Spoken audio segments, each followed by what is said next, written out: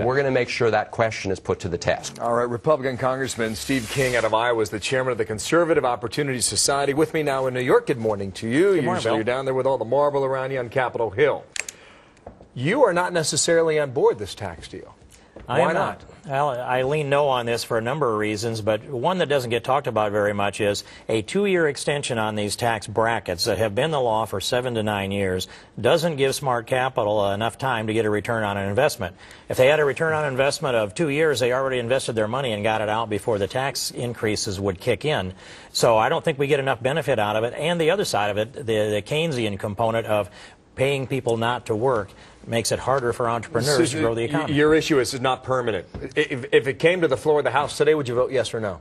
Today, as I understand this, I'm likely to be a no. A no. But I want to see the package that comes out of the Senate because they're hanging the Christmas tree ornaments on it right now. And it's going to be interesting to see what they do. It's unlikely that they will fix this bill in the Senate. Some are saying that this is stimulus by another name. Do you agree with that? No. I don't, well, if you agree that the stimulus bill stimulated, perhaps. But I don't agree that it will stimulate. I do think that there are billions of dollars that are wrapped up in this thing. For example, the $54 or $56 billion in unemployment benefits, we've had 26 weeks has been the traditional unemployment. Now it's out to 99. That's what came in under Obama and Nancy Pelosi. So $54 or $56 billion there. There are about $40 billion worth of earned income tax credits and other refundable credits that are, again, a transfer of wealth. So we're approaching $100 billion in this bill that fit that category of put money out. You have a lot of problems with this. So the tax cut's not permanent. The benefits extended for the unemployed is too much for you.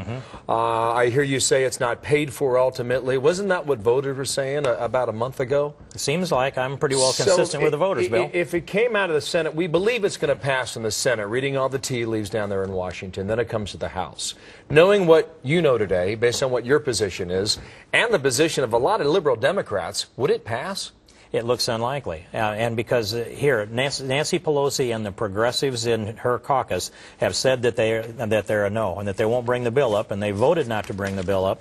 So if they make changes that would tempt somebody like a Jim McDermott or someone on the left, then likely they're going to lose the votes from the Republicans when they do that. So I think it's a very tough thing to split the middle. That's some drama. Would they vote on it this week? I mean, that's the idea. That's the plan. Then you get out of town on Friday. Does that look like the schedule? Let's bring this up. The 72-hour rule. We had 72 hours to evaluate Obamacare. We don't know what the Senate's going to do.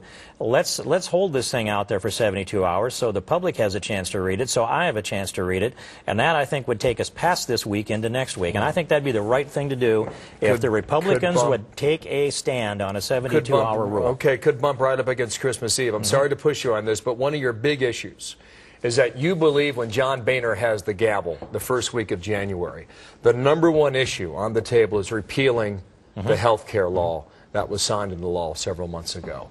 That is something that we have heard from many Republicans during the campaign and since then over the past month and a half. That is not an easy thing to do. How can you do it? The sequence of this, and first, if we don't fix the tax brackets, I hope H.R. 1 is fix the tax brackets.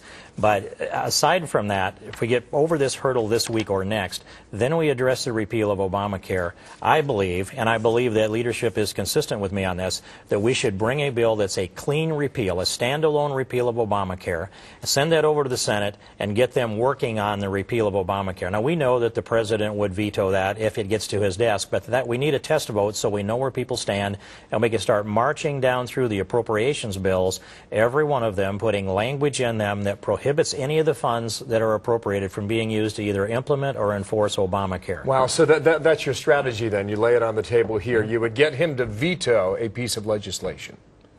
Perhaps. And then after that veto goes through, you would make sure that the funding for every element of Obamacare, as you call it now, would not happen.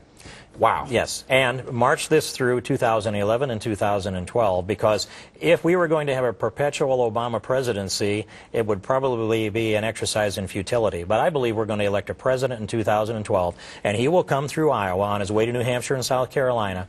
That next president, whom I believe will receive a mandate to sign the repeal of Obamacare, and I'm hopeful we can do that maybe January 20th of 2013. Wow, on the first there are day, others Bill. who think this is a tall, tall mountain to climb. Steve King, thank you for your time. We'll wait on the tax vote first of all this week and see where that goes. Thank you. Thank you, Bill. I appreciate it. Arthel, what's coming up? Bill,